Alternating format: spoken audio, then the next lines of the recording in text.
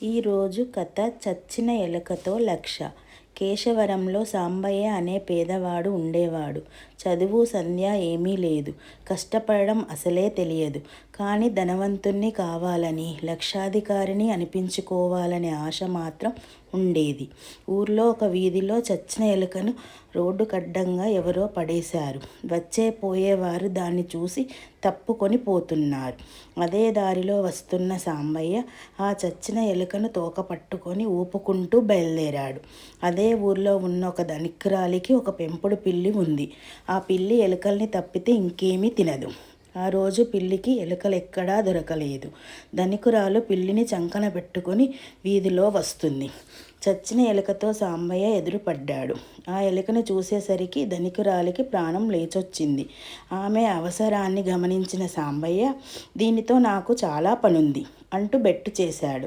చివరికి అటూ ఇటూ చేసి 100 రూపాయలకు ఆ చచ్చిన ఎలుకను ధనవంతురాలి పిల్లికి ఆహారంగా అమ్మేశాడు సాంబయ్య. ఆనాటికి ఆ ఊర్లో నీటి ఎద్దడి బాగా ఉంది. ఒక కోసెడు దూరంలో ఉన్న నదికి పోయి ఆ ఊరి వారందరూ నీళ్లు తెచ్చుకునేవారు. ఆ ఊరి వారి అవసరాన్ని గుర్తించిన సాంబయ్య ఆ 100 రూపాయలతో 2 కుండలు కొని, ఒక కావడి కొని నది నుంచి నీళ్లు తీసుకొచ్చి అడిగిన వారందరికీ నీళ్లు అమ్ముకునేవాడు. ఆ విధంగా 1 సంవత్సరం నీళ్లు అమ్మి 5,000 రూపాయలు సంపాదించాడు. ఆ డబ్బుతో ఒక బండి ఎద్దును నీళ్లు తేవడానికి ఒక పీపాను కొని నీళ్ల వ్యాపారాన్ని బాగా అభివృద్ధి చేశాడు. ఏడాదికి 20,000 సంపాదిస్తున్నాడు.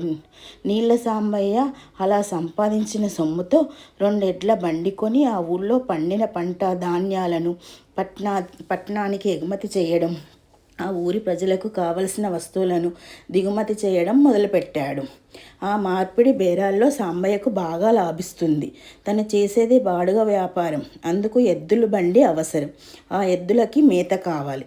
అందుకని తన సంపాదనలో కొంత భాగం పెట్టి 2 ఎకరాల పొలం కొని పూర్తిగా గడ్డినే వేసి పెంచాడు. తన ఎడ్లకు మేపుకోగా ఇంకా గడ్డి మిగులుతుంది. ఊరివారి పశువులకు గడ్డిని అమ్ముకోసాగాడు.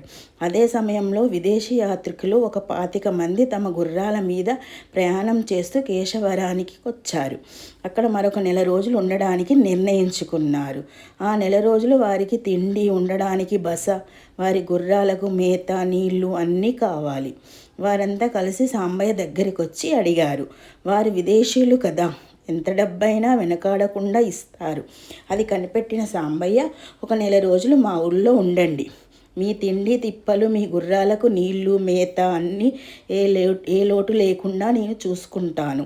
అందుకు అవసరమైన యంత్రాంగం, మనుషులు నా దగ్గర సిద్ధంగా ఉన్నారు. అందుకు 2 లక్షల రూపాయలు ఖర్చవుతుంది అన్నాడు సాంబయ్య. మాకు మా గుర్రాలకు ఏ లోటు లేకుండా చేస్తామంటే ముందు 1,00,000 ఇచ్చేస్తాం. మేము వెళ్ళిపోయే రోజు 1,00,000 ఇస్తాం అన్న విదేశీయులు అడ్వాన్స్గా 1,00,000 చెల్లించేశారు. ఆ 1,00,000తో విదేశీ యాత్రికులందరికీ వారి గుర్రాలకి ఏ లోటు లేకుండా 1 నెల రోజులు గడిపేశాడు. వారికి కావలసిన అన్ని సదుపాయాలు కల్పించి చూసిన సాంబయ్యను చాలా మెచ్చుకొని విదేశీయులు మిగిలిన 1,00,000 రూపాయలు ఇచ్చి అతన్ని ఘనంగా సన్మానించి వెళ్ళారు. ఆ విదేశీయులు మనసుంటే మార్గాలు అనేకం అన్న రీతిలో సాంబయ్య లక్షాధికారి అయ్యాడు. కథ సమాప్తం. Thank you.